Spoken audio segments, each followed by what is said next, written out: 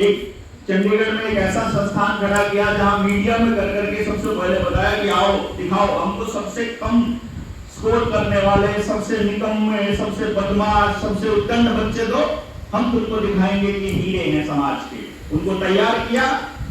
जब सब बच्चे अपने अपने स्कूल कॉलेज अपने स्कूल के टॉपर्स होने लगे तो सोसाइटी से ऐसे लोगों की बाढ़ आ गई जिनको अपने बच्चे ही ठीक करने थे बस खाली। मेरी फीस 5 लाख रुपए 2 महीना पढ़ाने की, लेकिन 100 लोगों को लेना है। मैंने 500 लोग खड़े हैं लाइन में, वेटिंग है 2 साल की एडवांस। और मैं सोच रहा हूँ ये कैसे लोग हैं यार। मैं ये कहने की कोशिश कर रहा था कि ये जो नंबरों वाला शिक्षा प्रणाली है ये नहीं चाहिए।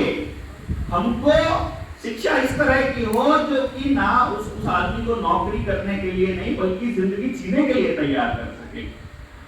और समझा, फिर सोचा कि बात नहीं बनेगी। उससे पहले 2015 में